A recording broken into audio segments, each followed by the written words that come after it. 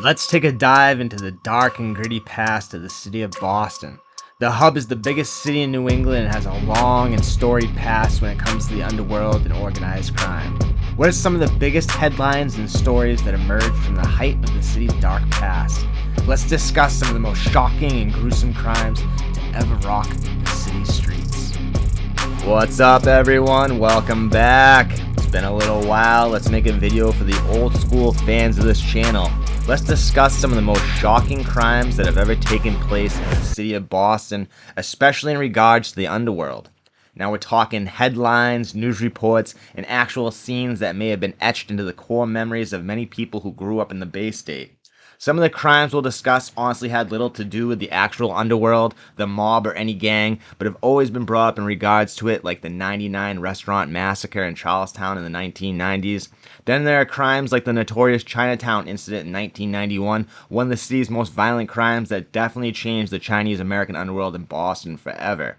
There have always been various forms of vice and crime since the first Europeans came, but the underworld really began in earnest in Boston in the late 1800s and early 1900s. But by Prohibition in the 1920s, organized crime had officially taken hold in the city.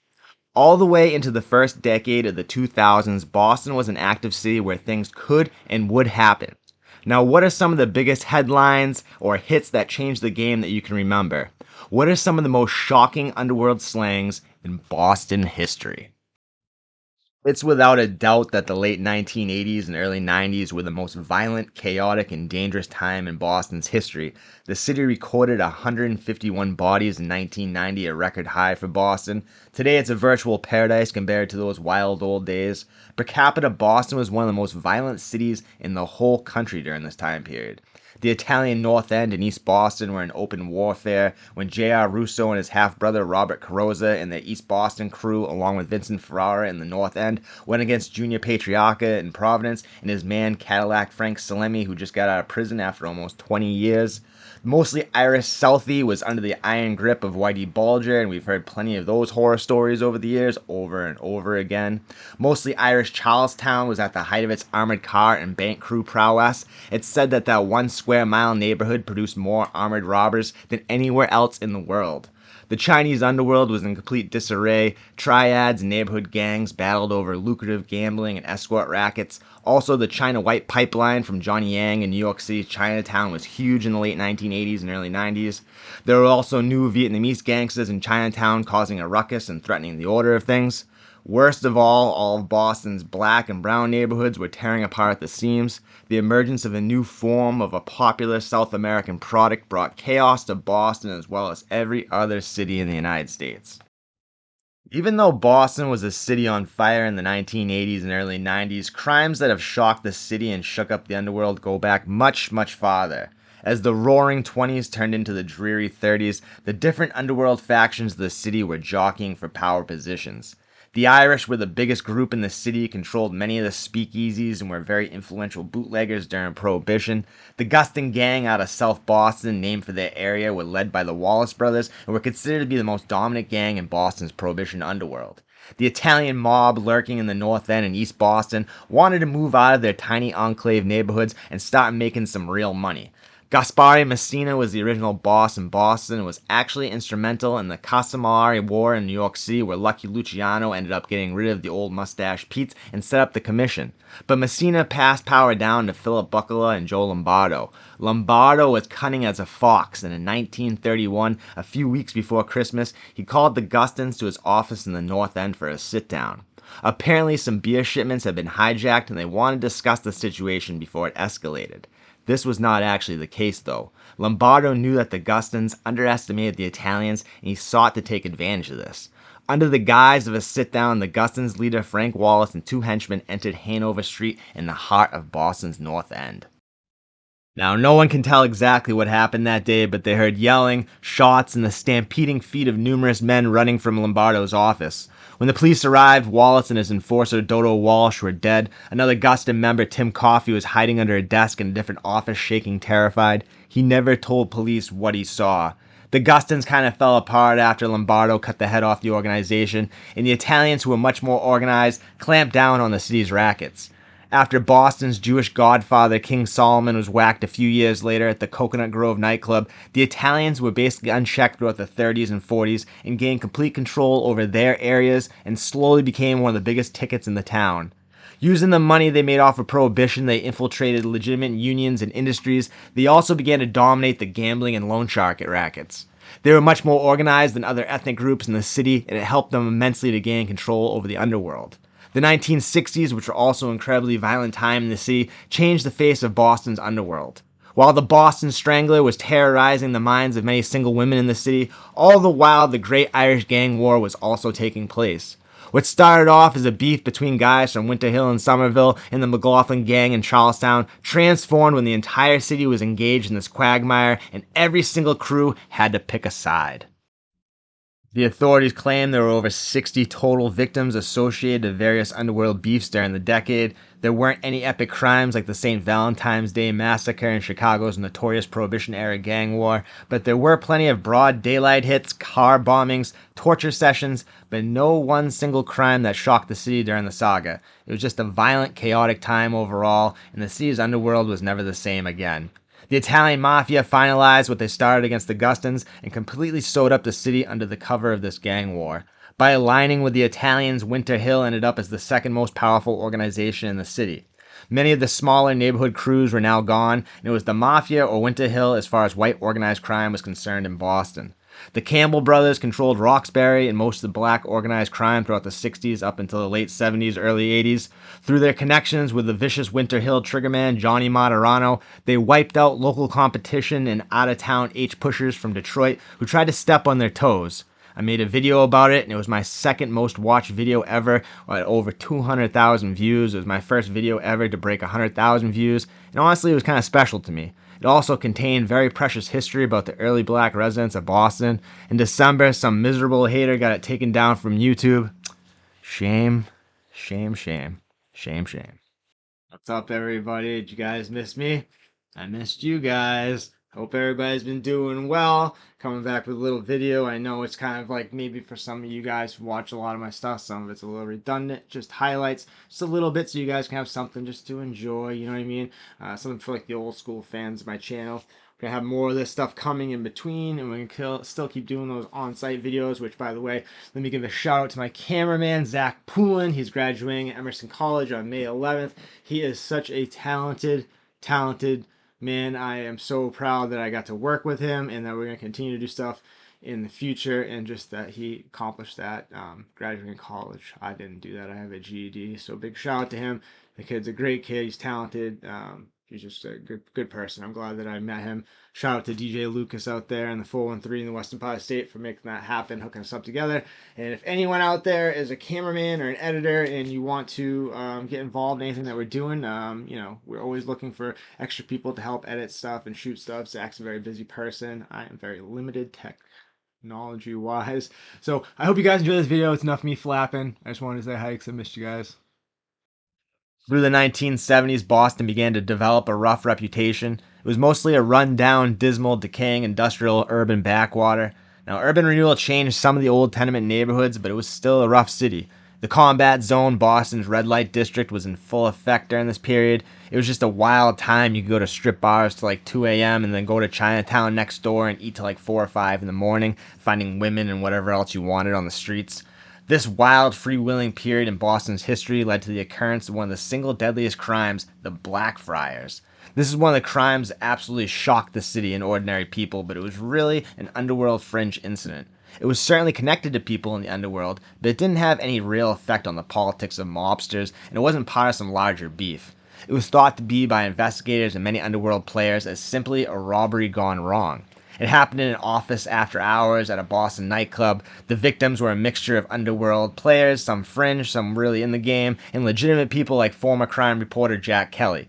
The robbery theory was questioned, though, when thousands of dollars in narcotics were found left behind. Was it an execution? We'll probably never know. No one was ever convicted for the crime. Ultimately, though, 5 people lost their lives, and a janitor found them the next morning. The office that he found them in was the last room that he cleaned in the nightclub. What a gruesome discovery. Most people believe Nicky Famia, along with a couple other guys, were the ones responsible for the bloodbath. Famia was a known narcotics user, and most people believe he was probably all rizzed out, jumpy, and panicked, taking everyone's life along with another triggerman. Many people think Whitey and Steve Fleming were somehow behind this and put Famia onto the score. It really didn't have much effect on the underworld, but it certainly shocked the entire city, especially because it happened right downtown. It set the stage for the ugliness of the 1980s in Boston, where crime, unemployment, and just general urban decay were just really starting to bring the city down overall.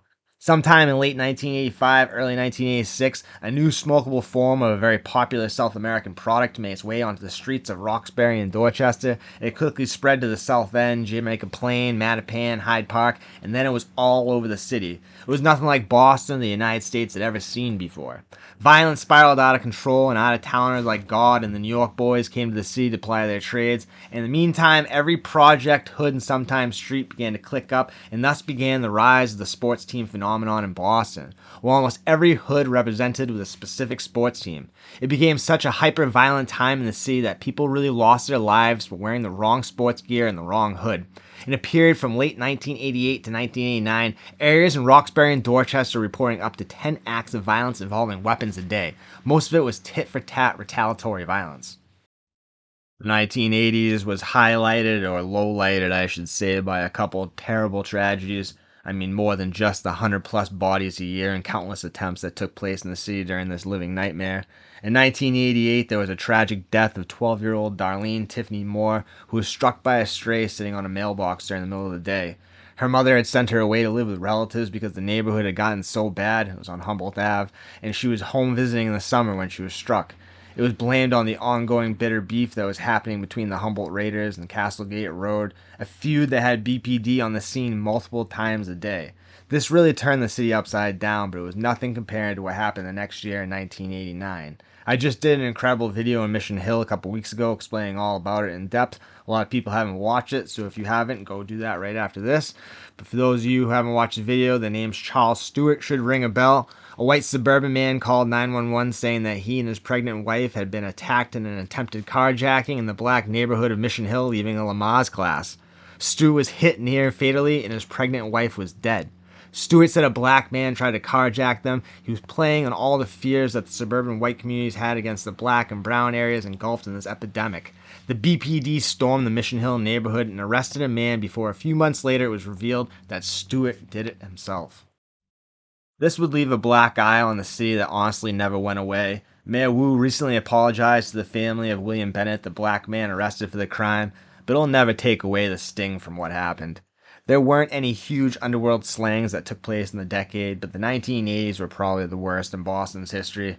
Now, the early 90s weren't much better. In fact, it got worse before it got better, honestly, for a couple of years, but it did eventually get much better by the end of the 90s, resulting in an amazing drop in violent crime, which was eventually referred to as the Boston Miracle.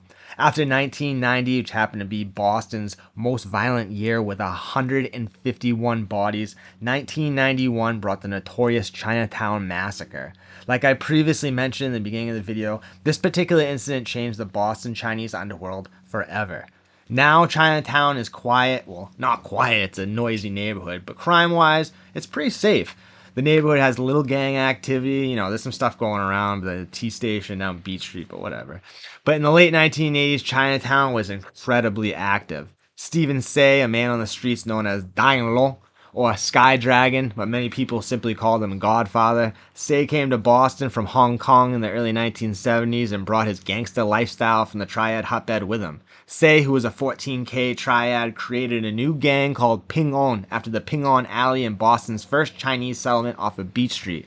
Ping On and Say quickly rose to the top of Boston's Chinatown rackets. Boston's Chinatown is the third largest in the United States after San Francisco and New York City, and for decades it was incredibly active crime-wise. Say and Ping On, from his headquarters, the Kung Fu restaurant on Tyler Street, ran lucrative gambling rackets, escort services, and contrary to popular belief, Chinese organized crime was a huge part of the H-trade during this time period. Say was connected to other Chinese gangsters like New York's Johnny Yang, who controlled a vast China White pipeline that spread across continents. Throughout the late 1970s, early 80s, Sky Dragon controlled Boston's Chinatown with an iron grip, but by the end of the 80s, this was beginning to change. The residents of Chinatown respected Sky Dragon because he protected them from outsiders and he kept violence down in the neighborhood. But by the end of the 1980s, with pressure from out-of-town gangsters and new upstart Vietnamese that had begun moving into Chinatown en masse in the late 1970s and early 80s after the Vietnam War, that grip was beginning to loosen. Many of these new Vietnamese immigrants were pushed onto the edge of Chinatown that bordered the combat zone, the rougher edge of the neighborhood. These newcomers from years of war had an edge to them as well, and were no strangers to violence. Many Vietnamese settled in the Fields Corner neighborhood of Dorchester as well, and the Asian population in Boston actually doubled from 1980 to 1990. Sky Dragon, who ran supreme through the 70s and early 80s, had to serve a brief federal sentence for refusing to testify about Johnny Yang and Chinese organized crime to a federal grand jury. He went away in 1984, and when he came back in 86, people were jockeying for his position.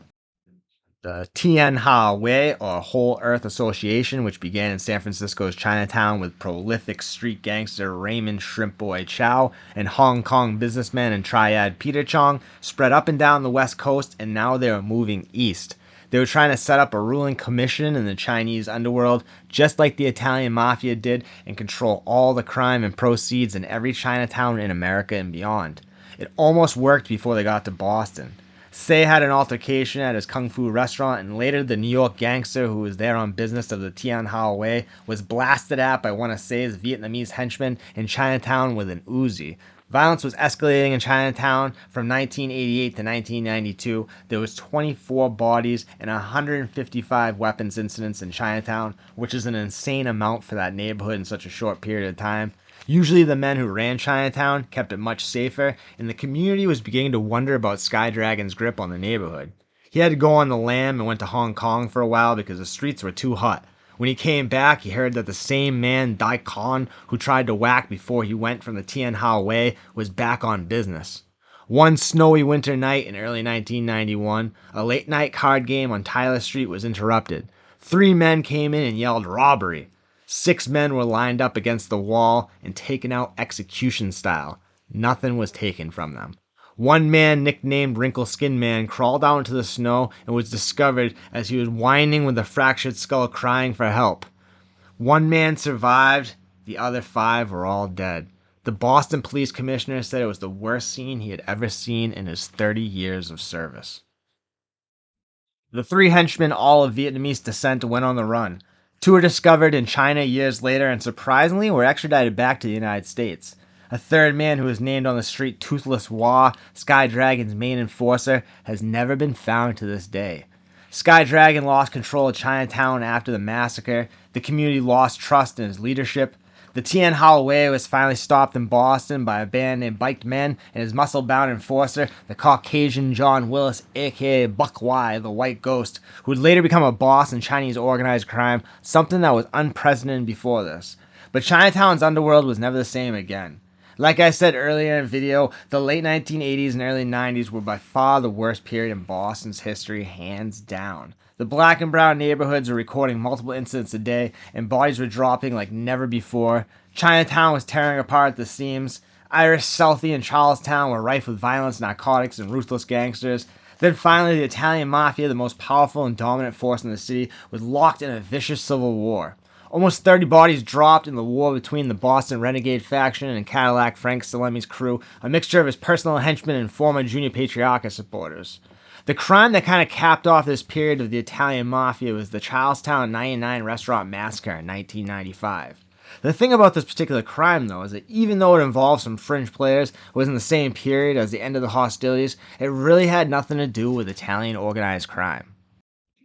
Now, I've read countless articles and listened to podcasts, even corny YouTube channels copying basically exactly what I do, and they state that the 99 incident in Charlestown was a direct result of Cadillac Frank's war in the 1990s. Now, although Robert Luisi Sr. and his son Roman and Bobby Jr. were involved in the streets and had affiliations, the reason that this took place really had nothing to do with that conflict, at all. The man who perpetrated the crime was not even a gangster. He was actually a Vietnam vet, and honestly, he was just being a protective father. His son, Damian Clemente, who was only 20 years old, had run afoul with some local hoods who had a reputation around the North End as bullies and troublemakers. Bobby Luisi Sr. and his son Roman weren't exactly loved in the North End. After the Mafia War of the 1990s, many of the guys were dead or off the street, so in this vacuum, it gave rooms like the guys like the Luisis to step in and start acting like big shots and trying to extort people. Damien had been selling small amounts of bud and white, and the Luisis had been giving him a hard time. Several times, Anthony Clemente, Damien's father, went to meet with the Luisis to try to squash the beef, but they would not budge. Finally, in November of 1995, Damien and his friend Vincent Perez got into a physical altercation with Luisis at a cafe in the North End. The next day, Damien's dad, Anthony, said stay out of the North End for a while till things cool down. So the next day, Damien and Perez went to the 99 restaurant in Charlestown for lunch. As Damien and Perez sat at the bar ordering lunch, who happened to walk into the restaurant but the Luisis? And they were with their cousins Anthony Sorrow, Richard Sorrow, and friend Sonny Pelosi. Apparently Lucy went there often and he loved their steak tips just like everyone else did. Damien didn't realize this though, and he thought they were there for him. He ran and used a phone, that's right, because no one had cell phones back then, and he called his dad. His pop Anthony, being right next door in the North End, made it over in a couple of minutes. When he came in, he was very prepared. He was an ex-vet, and he had been pushed just a little bit too far, I guess. He genuinely believed his son's life was in danger, and he came there to neutralize that danger. And boy, did he do that. He walked in and told Damien to chill, and then went to check out the Luisi and Sorrow party. Okay, 5 guys, no problem. Anthony walked up and said, "What's this all about?" The Luisis didn't even know Damien and Perez were there. They just wanted the damn steak tips. But it quickly escalated as Luisi started to badmouth Damien. Anthony said, "Why is it always my kid?" Luisi jumped up. Anthony's backed up and said, "Hey, it doesn't gotta be like this." Then as he stated in court, he said, "Roman, he was reaching. The kid was reaching." Damien and Perez had come into the room to aid Anthony, but he didn't realize this. But then he looked back, and in one motion, Anthony pulled out his piece with his right hand, and with his left hand, he knocked Damien's piece out of the way so he wouldn't shoot. He proceeded to blast Roman. Sonny Pelosi yelled, so Anthony Clemente blasted him as well. Bobby Luisi Sr. reached for Clemente, so he blasted him in the head. Anthony Sorrow moved, so him and Richard Sorrow got clipped as well. He put a couple more into Roman laying on the floor, and then went to drop the hammer on Richard Sorrow, but his chamber was empty. If you're interested, there is on the internet, I don't know if it's still on YouTube, but there's audio, and I think there might even be visuals too of Anthony Clemente in court, and he basically, because he's trying to get his son off of the crime. He's trying to take full blame for it, but he's just like stating how he did it and exactly what happened, and it's so cold. I don't think he's like, he wasn't a gangster. He wasn't in the rackets and stuff like that, and I don't think he's a bad guy. Like you know what I mean? But just he got pushed too far, and he just like the way he just go and listen to him describe like what took place. It's like, whew, oh my goodness. Anthony Clemente, the former Vietnam veteran, went straight Terminator mode and whacked 4 of the 5 men sitting at that table. Only Richard Sorrow survived, and that's because Anthony Clemente ran out of bullets. Plain and simple. Damien Perez ran out of the restaurant and were arrested in the parking lot by Everett cops who happened to be eating lunch at the place as well. Man, those steak tips must have been amazing. Anthony Clemente successfully fled the scene, discarding his weapon later at a different location, but when he discovered the police had captured his son and Perez, he decided just to turn himself in. What was the point? He tried to take full blame, but apparently Damien had fired his weapon as well, and they both received life sentences and are currently still incarcerated in the Massachusetts state penal system. It's a shame. It's a crime that most likely could have and would have been avoided if people like the Angelos or J.R. Russo and Vincent Ferrara were still on the streets. Guys like Bobby Sr. and Roman Luisi wouldn't have been out there on the streets causing havoc. There would have been more order and structure. A guy like Anthony Clemente could have talked to them and not been driven to act like this. But that was the exclamation mark on the bloody, insane 1990s. After this brazen crime, which really left the city completely freaked out, Boston began to experience a dramatic crash in violence, which was later referred to as the Boston Miracle. It actually had nothing to do with this particular crime. It started with a group of black ministers in Roxbury, Dorchester, and Mattapan that were sick of the gang violence. But this movement affected the entire city in a positive way. By the end of the 1990s, Boston had gone from one of the most dangerous cities in America to one of the safest. Many American cities tried to copy Boston's model of ministers, community leaders with police, probation officers, judges, all coming together to solve the problem.